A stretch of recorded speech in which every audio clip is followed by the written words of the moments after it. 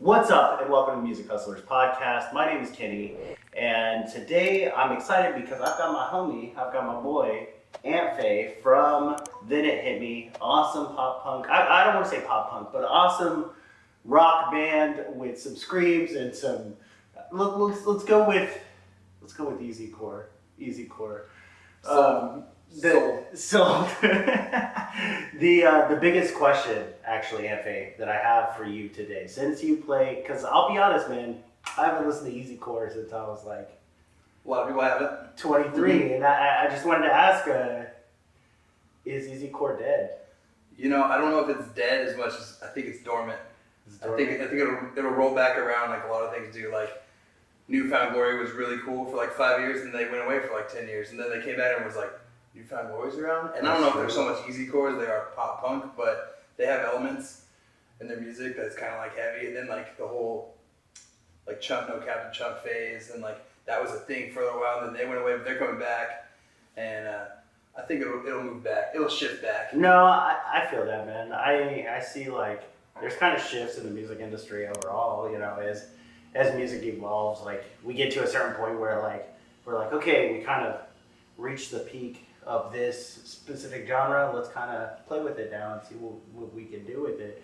And I kind of wanted to ask your opinion, being someone who's kind of like seen the industry change over the past years. I mean, I think you and I have known each other for like 10 years at this point. And I just kind of wanted to see, like, from your perspective, like, how do you feel about like the modern age of the industry? I think it's definitely changed. It's always a young man's game. I feel like the older you get, the harder it is to get into. Yeah. I feel like a lot of the bands, especially here in Arizona, have come and gone from the whole like hardcore scene with like the 480 and the X24X guys and that whole like metal devastation phase, and then moving out of that. Well, from that was like the Mason jar and the old brick house with the punk days, and like that's how long I've been going to shows. Yeah. And then having the whole scene phase move through like a wave, like a tidal wave, and then you had all your big bands kind of here, like Greeley and I Said to Kill and The Word Alive and Bless the Fall, and that whole era, I guess, which was a pretty long era for a Arizona scene. We had a good run there, but I feel like then the metal scene really kind of took over for a long time here, and it's still present. Yeah. It's thick. Yeah. It's thick here. No, and I think that kind of is why maybe I overall went back to doing something that is not as heavy, but still has a lot of heavy elements. So that way, we kind of fit in. We can play other places. Yeah. But we could also go play your brother's high school graduation. Yeah. And absolutely. Clean it up a little bit and make it is what it is. But we could also go down to like a punk cellar or the underground and just let you kill each other. That's true. So, you do have them breakdowns, that's for sure. Yeah, we definitely want to keep an element of heaviness. I mean, look at me. I mean, I can't be too, I mean, it is what it is. So. No, I feel that, man, for sure. Cool. So let's talk about like the inspiration for Then It Hit Me. So I mean, when I met you, you were in Fate of the Hopeless. That's a name I haven't thought about in a minute. Yeah. But yeah, no, you were in Fate of the Hopeless, and then as time progressed, they were a little more, I don't know what I would say, metalcore. Yeah, probably melodicore, whatever. Yeah. And now you've kind of shifted gears and all of that. So tell me about the inspiration of Then It Hit Me. What exactly? So playing in Fate of the Hopeless for so long was always really heavy. It was basically metal, metalcore with breakdowns and not a lot of singing except for choruses. And I didn't do really any of the singing. I was always the screamer, nothing. I did nothing but scream. And apart from getting older and wanting to get away from just screaming, I don't think that I'm so much a great vocalist or something. Outside of that, I just wanted to experiment other things, and I was out of the music industry for about 3 years, and mostly because I didn't have a band anymore. I mean, when Fate of the Hopeless stopped playing shows was only because everyone left the state except me. I was the only one left here in a week's time. Oh, damn. Like everyone graduated to ASU, like people went to Texas and Michigan and I believe Ohio and Oregon. Yeah. And I was the only one left here. Oh, damn. And that was like literally over the course of a week. So it was like we all knew it was coming to an end. So it was just a matter of time, and we just wanted to do it right. And we knew we could branch out. We were doing our own like little tours, and we were having talks with the next step of what the band could be going forward. And we had written some songs that never made it out, that were a little different, maybe even a little more, lighter, maybe a little lighter. They weren't as heavy. Because of the industry and where it was going and the opportunities we wanted to reach for at one point. Once we realized we weren't going to do that and everyone was kind of going to go their separate ways and it tapered off, I stopped playing music altogether, but I always wrote lyrics, I always wrote ideas for beats and melodies and stuff that I sat on. And then I was actually working in Texas, in the oil fields in Texas, and I'll use the pun, then it hit me. I could just literally make music like on my own. Kind of like what you're talking with the modern day escape guy. Which I listened to. And he was saying that, you know, he didn't need a full band to make music. And I realized that. And, you know, then it hit me. I realized I could do it on my own. And so that's what I did. I went to a producer friend of mine named Chris Vaughn at AVM Productions, and he helped me out. He put it together for me. He took my ideas and put them down on paper, and that was where the first single came from. And I actually just got buddies from the local scene to jump in the music video with me. And none of them were actually going to stick in the band at first, and then after that, a few of them stuck around and then eventually disbanded. But not for, you know, out of anger or anything. It was something that I was going to keep pursuing in different directions. And the first single was super heavy, and it was still closer to my old band than I wanted it to be. And then I was like, I really got to take control of this and turn it into like a more of a pop thing if I'm ever going to make it what I want it to be, what the kind of music I wanted to play. So that was kind of where the idea came from for the band. Was like I just wanted to play something that wasn't as heavy, that fit more with the stuff because I listen to a lot of everything, and now everyone says that, but I leaned more towards like, you know, A Day to Remember. I like a lot of weird things like Alaska and I like a lot of like Icy Stars and just weird things that people wouldn't necessarily look at me and say, oh, that guy probably listens to Icy Stars, you know, but you know, so that's kind of where it went. You know? I feel that bad for sure. Okay, so I've been, you know, like going back to like you transitioning from metal to going into pop punk and Easycore and all of that. I know you mentioned that you were mainly screams for Fate of the Hopeless, but you know, then it hit me, you do a lot of the singing and screaming. Do you do all of it? I do all of it, yeah. All of it? Awesome. How did you teach yourself to sing like that? I don't know if I did. I think I'm like everyone else, I just sing in my car to, you know, everything else, you know, everything and just kind of, I think the difference is you got to kind of try to find your own voice in that, because you'll try to like mimic the way people sound. Like if I'm singing a song from like Beartooth, I'm trying to sound like the dude from Beartooth, you know what I mean, like the whole time, and then like I'll catch myself, or even like Jeremy from A Day to Remember, or any of those guys, like they have like a unique style to them, and it's finding your own style, and I still think I'm finding it. I don't think I've, you know what I mean, it's from the first single we put out to now, I'm still trying to find who I am as a singer, you know what I mean, and I think that's cool, because that's kind of the road, that's kind of the journey, you know, and that's kind of, but I definitely want to stay on this path. I feel like we're in a groove, and I feel like I got something that I want to do. You know what I mean? I'm on a mission. Hell yeah. That's good to hear, man. So, okay, so you feel like you kind of have just always been a singer, and it's just something that you finally started to put into limelight, or is it something that you started to focus on later on in life? Well, I dabbled lightly in like guitar, and I played drums in a band with my brother in like high school. Shout out to the Pigeons. Like a garage, literally garage band. I never played anything but a garage for like my parents. Nice. You know, and it was much more of like almost like brand new, but like punk rock brand new. If there's such a thing. Like really like a indie. I literally just slammed like a first act $100 drum set from Walmart until there was nothing left of it, and that was the end of the Pigeons. Nice. So after that, I think realizing that I was never going to be like a great instrumentalist, or if that's the correct word. I just it's like I want to be in a band so bad. I had been like roadie kind of guy for a long time and helped a lot of my friends' bands out and stuff, and realized like I really want to do something in music. Well, I don't play any instruments, so what's the go-to? I mean, I got a voice, you know, I don't know if I could use that. I heard a lot of bands screaming, and I like screaming and stuff, so I just grabbed a mic and destroyed my throat for the first 6 months until I realized there's a technique to this thing. You know, spitting blood out in practice and throwing up after every practice for the first 6 months, and after that, I kind of was like, all right, if I'm gonna do this, we gotta figure out how those guys do it. You know what I mean? Yeah.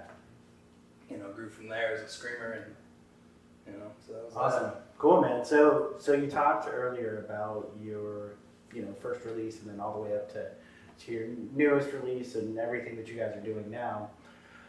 I wanted to ask you, how exactly did you guys prepare for this most recent release? I saw that you recently dropped, you know, a teaser. You'll probably, depending on when we drop this, you'll be dropping the music video. Yeah. How did you prepare for it? Well, I think the world kind of shifted. Everyone flipped everything upside down for what we wanted to originally do. We had a good idea of what we wanted to do for the song as far as the music video and stuff goes, and how to budget it, and how we were going to come up with, you know, the release for it. It was supposed to be a lot sooner, and it took a lot longer because of COVID and the world stopping and our basically like lack of income towards the band. Yeah. We've been paying everything out of pocket, and a little bit of money we've made off of shows and merch since we started. I mean, we've only played 5 shows as a band. Like, so we haven't generated a lot of money or, you know, fan base to like support us as a band. So this is all out of pocket. So it kind of went back to the grassroots, and it was just like, we got to do this ourselves. How do we budget it over the next few months to get it done? So it took a few months for us to gather everything together, the video and, you know, recording the song and getting it the way we wanted it. So did you self-produce this stuff? Oh, yeah, absolutely. Oh, okay. That changes everything. Yeah. So, we recorded it with my friend, same guy, Chris. Okay. At IBM. But we wrote everything. We had the whole idea, the concept for the video and everything laid out. We went with Jacob Eldridge at Dad Life. Oh, nice. And he did the video for us. Shout out. And Jacob's always been a great friend. I've known him just as long as I've known you. And, you know, from the Boldly We Rise days. You know, we used to play shows together in the underground, and you know, and he'll watch this and he'll probably scoff when he hears don't say that. You know, he's come a long way. And that's not knocking his early work, because everything I've ever seen from him that he's put out has always been absolutely class. Every time he gets some new equipment, we're ready to go. We're like, it's our guy. You know what I mean? Yeah. For the time being, eventually, I mean, well, as you do, you go around and you want a different look, you want a different feel to your videos. So eventually, you know, we'll shift around, you know. But right now, Jacob's our guy, man. Yeah. And he gets what we're trying to do, I feel like, and he gets it right. And so there's no reason to go anywhere else. That's awesome. You know. Oh yeah, man. Cool. So for this single, let's talk about. I listened to it recently, actually, about 2 hours before we started recording. Before we got here, I listened to it, and I gotta say, man, I definitely hear some 4 Year Strong vibes, some A Day to Remember vibes. Of course, you can't, you know, have pop punk without mentioning A Day to Remember. Yeah, I appreciate it. But no, I definitely like it, man. And I wanted to say, this new single, what was your inspiration for it? So this one's really deep. We when I wrote the lyrically, without getting too into it, like, my dad basically left without even saying goodbye to like his grandkids, my children. Oh wow. And it's not like I have some crazy turmoil with my father. He's just his own character. He's his own guy. But it rubbed me the wrong way. It's a you know, it was like, just he was there one day. I knew he was moving, but then like he was just gone. He just didn't say bye to no one. And maybe that was him. Didn't want to go through the whole. I get it. You know, looking back now, I get it. But it pissed me off, which it should. You know, and I feel like I should be upset about it. But you know, also as a grown man with children, I'm not gonna sit around and sulk about it. So what do? You know, I write a song. You know, so I wrote a song, and when I wrote it, I realized after reading it back, after I didn't look at it for about a month, and I looked at it and I was like, this could apply to a lot of things, not just like anger, but just people in general that have come into your life and gone. Yeah. People that have helped you, even people that have, you know. And I took that and I was like, what if this turned into something bigger than just like me being mad at my dad? Write a song about being mad at your dad. You know how many songs are? I mean, that's a total pop punk cliche thing to do. You know what I mean? Like think about Good Charlotte or whatever. You know, you can go all the way back. That's what they do. but I wanted it to be a little more general, so I changed a few of the lines. I changed a few of what I was trying to say, and it does have that element, but it also has the element of like people that have come into your life and maybe are even still in your life that have helped you get to who you are, where you are today. And that's what I wanted it to be about. Obviously, the title is The Irish Goodbye, which means to leave without saying goodbye. Yeah, I noticed so, that was actually going to be one of the original names I had in my head for a band, was The Irish Goodbye. And so it applied so much to this, I was like, I gotta use it. So that's where the title came from. So the title of the song literally applies to my dad leaving. But the general concept of the song, the idea behind the lyrics of the song is just anyone that's come into your life and gone without. That you're just kind of paying homage to. Yeah, that's deep, man. That's, I mean, I had my fair share of daddy issues, so you know, it's good to be able to express yourself and let that out. And I for one love lyrics, so it's cool to be able to you know, hear that. And I'm glad that you had that outlet.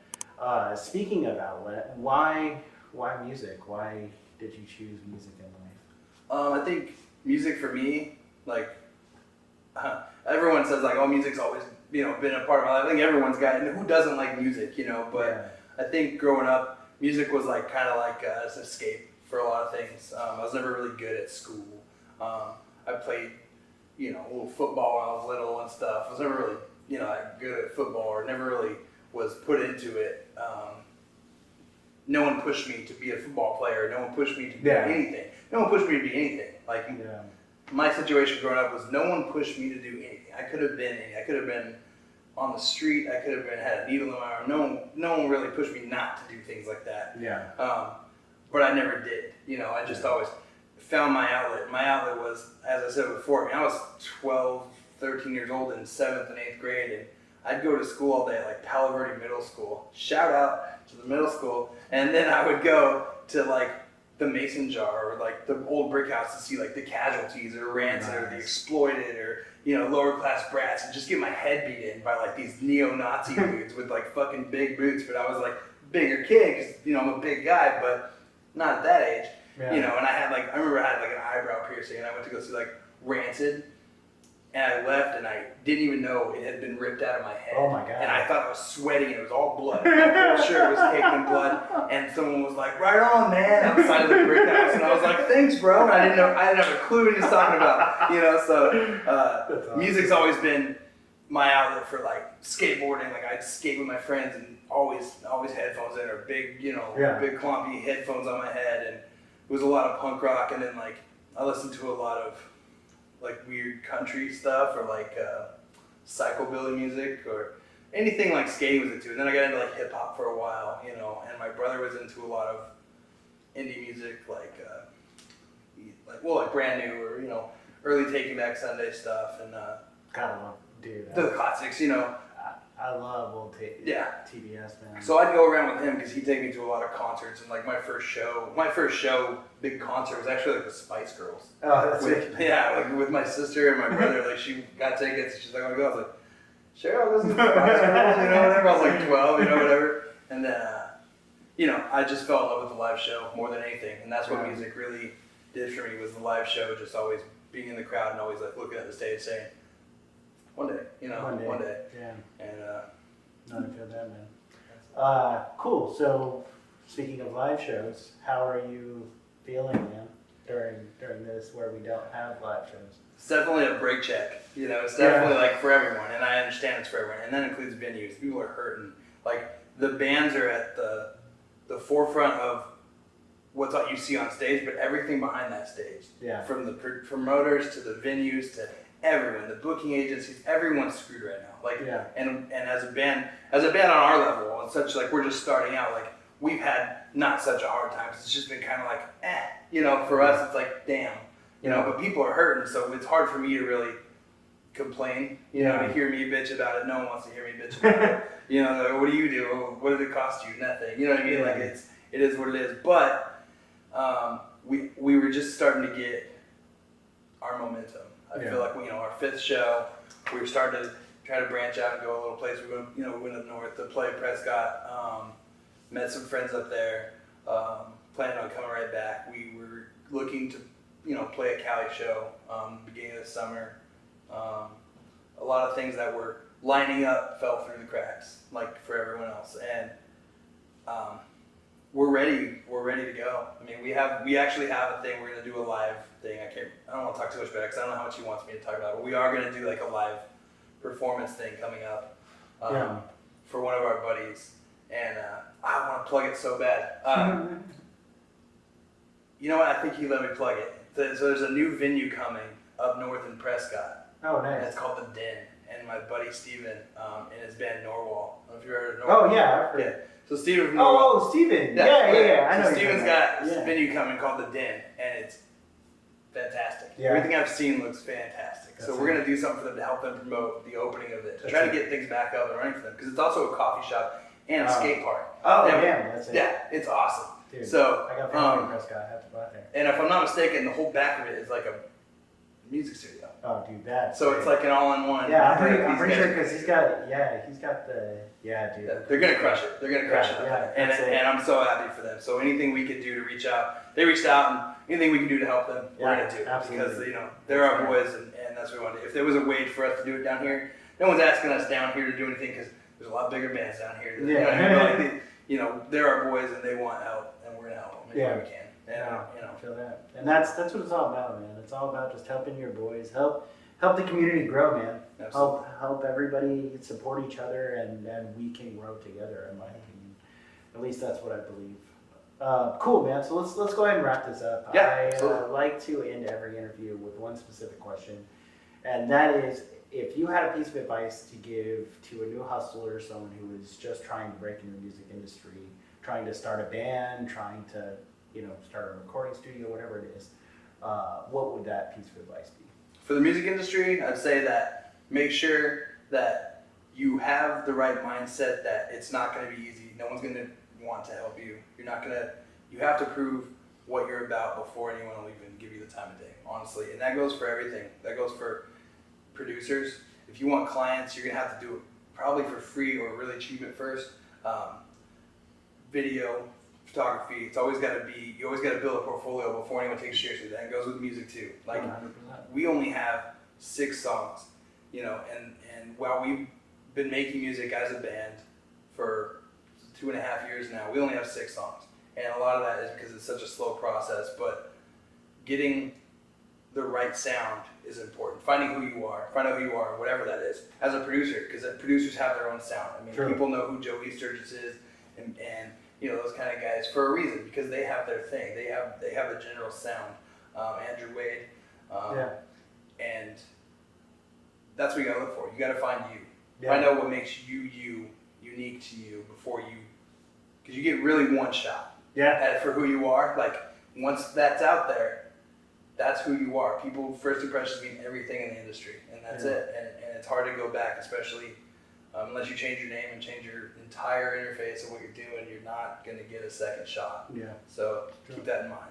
Yeah. Cool, man. I appreciate it. Well, thanks, dude. Thanks for coming and hanging out with me, man. Thanks for having me, man. I appreciate it. Dude. It's been fun, like reconnecting. I mean, it's been like 10 years. It's been a long time. I've seen you twice in the past, like I know, 2 it's weeks. crazy. Right? But let's keep it going. Well, yeah, man, for sure. Cool. So where can they find you? Everywhere. We're on Spotify, YouTube, obviously, Instagram, Facebook, the usuals. We do Ditto, which is similar to TuneCore, it's DistroKid. It's another distributed thing, so it kind of goes everywhere. It's blasted everywhere. Our new single, The Irish Goodbye, comes out on the 3rd of September, so in like 10 days from now, 9 days from now. And the preview's up now on our Instagram and Facebook, and it'll go everywhere on the 3rd. So cool. We're hoping to get some success based on that song because it means a lot to us.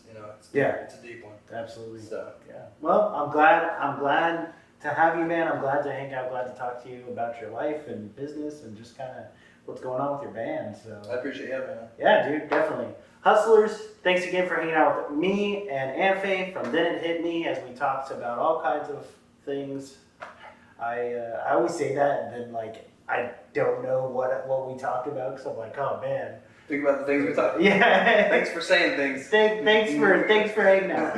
But no, thanks for hanging out with us. If you want to check me out on Instagram, you can follow me at DKittyFerris. You can also follow the Music Hustlers podcast. both on Instagram and Facebook at Music Hustlers Podcast. We're out of here. Peace.